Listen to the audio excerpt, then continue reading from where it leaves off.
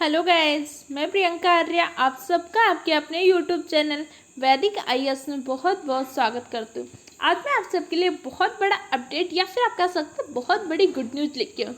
जैसा कि आप सबको पता होगा कि उत्तर प्रदेश विधान परिषद सचिवालय में वैकेंसी निकली है। ये वैकेंसी किन किन पदों पर है, फिर इनकी एलिजिबिलिटी क्राइटेरिया क्या है, कितनी आयु सीमा है, क्या इनके लिए आपको ट्रिपल-सी अनिवार्य होना चाहिए, क्या कंप्यूटर की टाइपिंग आनी चाहिए, ऐसे सारे इंपॉर्टेंट पॉइंट को लेकर आज हम डिस्कस करेंगे। तो चलिए डिस्कस करते हैं। सबसे पहले तो कौन से वैकेंसी निकली है, इसका आवेदन कब से स्टार्ट हो चुका है, कितना टाइम बचा है। तो उत्तर प्रदेश विधान परिषद सचिवालय में समीक्षा अधिकारी, इसके अलावा अन्य विभिन्न पदों पर वैकेंसी निकली है। तो ऑनलाइन आवेदन प्रारंभ हो चुका है। आपका 18 सितंबर 2020 से ऑनलाइन आवेदन प्रारंभ हो चुका है।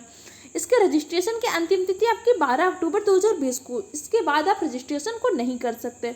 और ऑनलाइन परीक्षा शुल्क जमा करने की अंतिम तिथि है 13 अक्टूबर और ऑनलाइन आवेदन पत्र स्वीकार करने जाने की अंतिम तिथि है 16 अक्टूबर।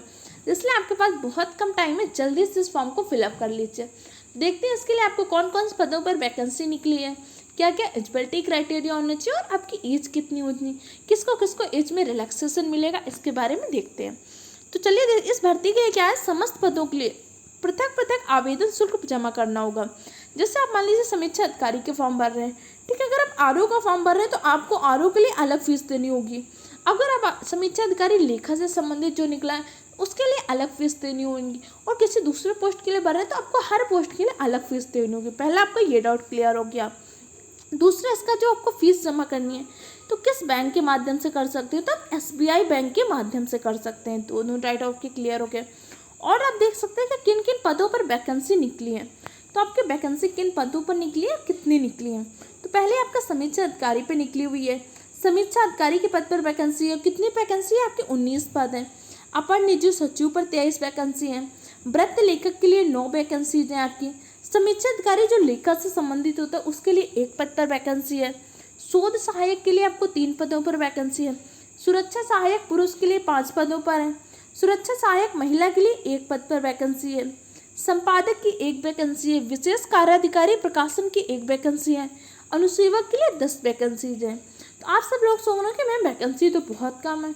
हाँ बिल्कुल वैकेंसीज कम है, लेकिन अभी रिक्तियों की संख्या घट या बढ़ भी सकती है। और फिर आप सबको पता है कि कोविड के कारण बहुत कम वैकेंसी निकली है। आप सबके लिए तो बहुत बड़ी अपॉर्चुनिटी है कि वैकेंसी निकली है। और लॉकडाउन में इतना टाइम रहा तो आप सबने स्टडी तो किया ही होगा। उसी स्टडी के जो टाइम मिलेगा उसको और अच्छे से यूटिलाइज करना है, अच्छे से रिवीजन करना और अपने लिए एक वैकेंसी तो पक्का करना ही है। बहुत अच्छे से मेहनत करना है।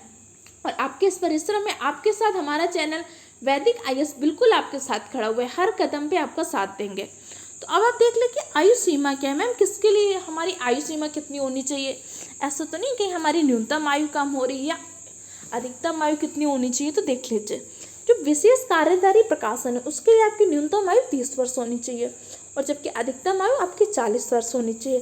प्रत्येक वैकेंसी के लिए आपकी अधिकतम आयु सीमा जो 40 वर्ष की है। न्यूनतम आयु सीमा कुछ में अलग है। जैसे कार्याधिकारी प्रकाशन के लिए न्यूनतम आयु आपकी 30 होनी चाहिए। संपादक के लिए न्यूनतम आयु आपकी 21, वृत्त लेखक के लिए 22 होनी चाहिए। समीक्षा अधिकारी के लिए 21, अपर निजी सचिव के लिए आपकी 21 होनी चाहिए। समीक्षा अधिकारी लेखा से संबंधित के लिए 21, शोध सहायक के लिए 21 होनी चाहिए। सुरक्षा सहायक पुरुष के लिए 21, सुरक्षा सहायक महिला के लिए 21।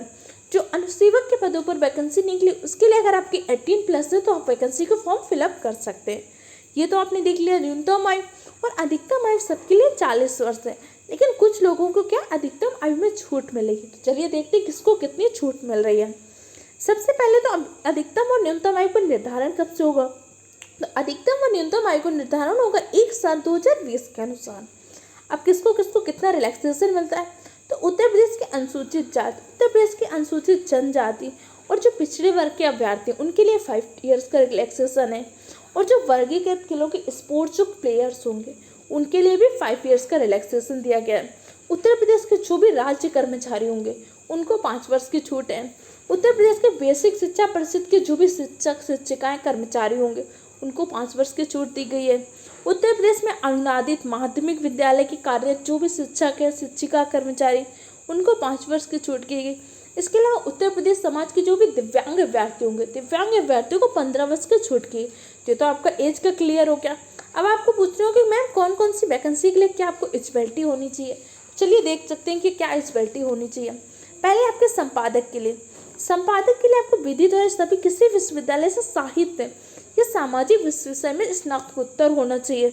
इसके अलावा आपको क्या होना चाहिए, संपादन, अनुवाद, सारांश लेखन, कम से कम 5 वर्ष का अनुभव, या फिर आपने किसी विधानमंडल सचिवालय में 5 वर्ष का काम किया हो। इसमें या तो एक्सपीरियंस होना चाहिए या फिर आपने क्या किया हो, विधानमंडल के सचिवालय में 5 वर्ष से काम किया हो। अब इसके अलावा व्रत लेखक के लिए क्या होना चाहिए, व्रत लेखक के लिए आपको माध्यमिक शिक्षा परिषद उत्तर प्रदेश की इंटरमीडिएट की परीक्षा निवारण, आपको 12th क्वालिफाई होना चाहिए। इसके अलावा आपको 2 होनी चाहिए। पहले क्या, हिंदी आशुलिपि में 140 शब्द पर मिनट आपकी स्पीड होनी चाहिए और अंग्रेजी आशुलिपि में 120 शब्द पर मिनट होनी चाहिए। अब देखते हैं समीक्षा अधिकारी के लिए क्या एलिजिबिलिटी क्राइटेरिया, जो बहुत ही अच्छी पोस्ट मानी जाती है। समीक्षा अधिकारी के लिए भारत में विधि द्वारा किसी भी विश्वविद्यालय से आप ग्रेजुएट हो, ग्रेजुएट में आप BA किया हो, BCom किया हो, BSc किया हो, BTech किया हो, किसी भी से आप स्नातक की उपाधि प्राप्त हो या उसके समकक्ष कोई भी अर्हता हो, कोई भी आपकी एलिजिबिलिटी हो, तो आप क्या कर सकते हैं, समीक्षा अधिकारी के लिए फॉर्म फिलअप कर सकते हैं।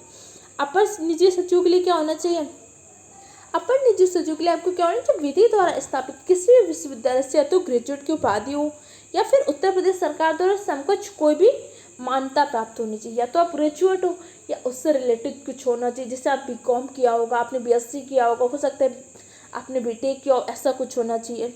इसके अलावा आपको क्या होना चाहिए, हिंदी आशुलेखन और हिंदी टंकण में न्यूनतम 80 शब्द प्रति मिनट और 25 शब्द प्रति मिनट की गति होनी चाहिए। इसके अलावा आपको कंप्यूटर का ज्ञान होना चाहिए, कंप्यूटर का ज्ञान, और आपको क्या होना चाहिए, CCC का सर्टिफिकेट होना चाहिए। अगर आप अपर निजी सचिव के लिए भरना चाहते हैं तो आपको CCC का सर्टिफिकेट अनिवार्य है, याद रखिएगा। अब समीक्षा अधिकारी लेखा के लिए, समीक्षा अधिकारी लेखा के लिए आपको क्या होना चाहिए, स्थापित किसी विश्वविद्यालय से अकाउंटेंसी में वाणिज्य में स्नातक, आपको क्या होना चाहिए, वाणिज्य में स्नातक, जैसे आपको कॉमर्स से रिलेटेड ग्रेजुएट होना चाहिए। इसके अलावा सरकार द्वारा मान्यता प्राप्त किसी संस्था से O लेवल का सर्टिफिकेट होना चाहिए। इसके लिए आपको क्या होना चाहिए, O लेवल का सर्टिफिकेट होना चाहिए। CCC अगर आपके पास होगा तो भी आप मान्य नहीं होगा, इसके लिए आपको O लेवल का कोर्स कंप्लीट ही होना चाहिए, तभी आप इस फॉर्म को फिलअप कर सकते हैं। अब इसके अलावा आगे देखते हैं, शोध सहायक के लिए आपको क्या क्या होना चाहिए। शोध सहायक के लिए भारत में विधि द्वारा स्थापित किसी भी विश्वविद्यालय से साहित्य या सामाजिक विषय में स्नातकोत्तर की उपाधि हो, या फिर आप किसी, इसके अलावा और क्या होना चाहिए, शोध पुस्तकालय में या विधानमंडल पुस्तकालय में कम से कम 3 वर्ष का आपने शोध कार्य किया हो या सेवा का अनुभव किया हो, इसमें भी आपको कम से कम 3 ईयर का एक्सपीरियंस होना चाहिए। अब हम देखते हैं सुरक्षा सहायक पुरुष के लिए क्या होना चाहिए। सुरक्षा सहायक पुरुष के लिए आपको 12th क्वालिफाई होना चाहिए। 12th क्वालिफाई होने के साथ साथ न्यूनतम कुछ शारीरिक मानक हैं जो आपको पूरी करनी चाहिए। पहला, जैसे आपकी ऊंचाई 1.68 मीटर की होनी चाहिए, वजन आपका 59 किलोग्राम होना चाहिए, सीना बिना फुलाए 86 सेंटीमीटर होना चाहिए और फुलाने से 91 सेंटीमीटर का होना चाहिए।